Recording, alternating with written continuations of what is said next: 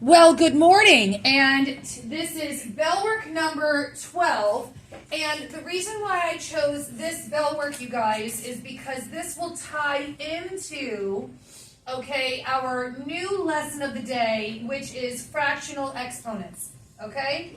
So, just a quick review on exponents, right?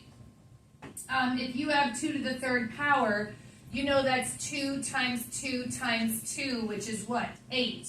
But instead of doing like 2 times 2 times 2, you can just hit 2 and now raise your, hit the y to the x key and hit 3 and it gives you 8. So now you don't have to spend your time, right, doing 2 times 2 times 2 times, even if it said 2 to the 7th power, right? You wouldn't have to do it 7 times. You know that we can now hit 2 raised, right, our y to the x key, 7 equals 128, right? Now, if I were to say 300 raised to the 0 power, what would that be equal to?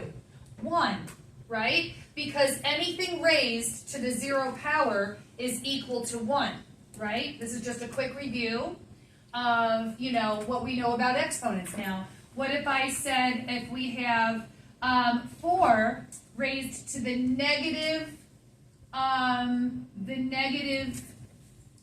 second power, 4 raised to the negative 2. You can move to this seat. Can you have negative exponents? No, we cannot. How do we get rid of those negative exponents? We have to flip them down or flip them up, right? So if we flip this down, it's going to be 1 over. You have to flip it down to the denominator. And look at what happened here. It got rid of that negative symbol, which is what we wanted, right? And then when you do it, what is 4 squared? 16, right? So you're writing as I'm writing in your bell work. This is all part of the bell work because we're talking today about exponents, and we're going to go into fractional exponents today, okay? So we're used to whole numbers, negative numbers, 0. We're not used to fractions just yet, but that's today's lesson. So, let's take a look at A, right? If we're going to simplify this expression, you have to look at the numerator and denominator separately, right? So, is anything wrong with the 2? No. So, we just bring over the 2. Is there anything wrong with that p to the negative second power? Yep, we're going to circle and draw the arrow to indicate that we have to flip that down to the denominator to get rid of the negative exponent, right? And is there anything wrong with the 3 in the denominator? No, we just leave it the way it is, and we just bring it over. Nothing wrong with that, right? And then what do we know about this p to the 0? P to the 0 is equal to what? 1, because anything raised to the 0 power is equal to 1. Okay, and we flip this down to the denominator, so when you flip that p to the negative second down, it gets rid of that exponent, and so there's your final answer. So when we're simplifying, okay, that's what we need to keep in mind with negative exponents and exponents raised to the 0 power. So let's look at B, okay? B is raised to the negative 1 out here. And again, this is a different situation when this expression is raised to a negative exponent. How do we get rid of the negative exponent here? You have to flip what's inside, right? To get rid of the negative symbol on the outside. So we're going to flip that x squared up. You're writing as I'm writing. You're writing as I'm writing. And we're going to have 2x to the negative 3. And by flipping what was inside, we got rid of that negative exponent. So now we have to look at what we have left. There's nothing wrong with that x squared, so we just bring it over. Nothing wrong with that, right? And nothing wrong with the 2, so we just bring that over, right? Anything wrong with here? Yes, that's a negative exponent. We can't have that negative exponent, so you're going to circle that and draw the arrow to show that we're going to flip it up to the numerator because we can't have a negative exponent. And when we flip it up, what does it become?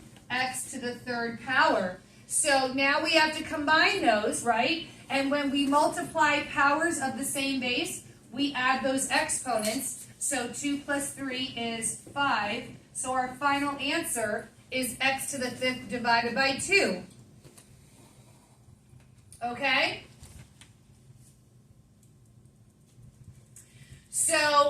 let's take a look at C, okay, while we're here.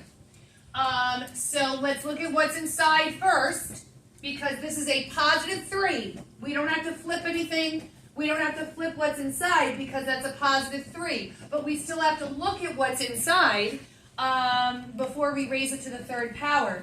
So here we go. There's nothing wrong with the 5, so bring over the 5. There's nothing wrong with a to the third, so just bring it over.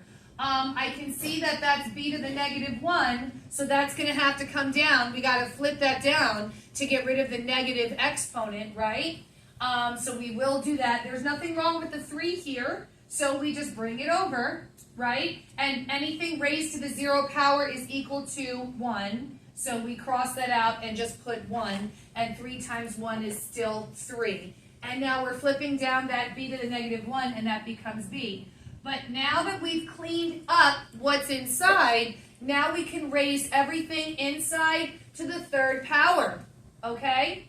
So what I like to say is everybody should circle that exponent and draw a backwards distributive property arrow to everything inside, right? Because when you do that, you are identifying each element in this expression, the 5, a to the third, 3, and the b all separately, because all 4 of those components need to be raised to the third power.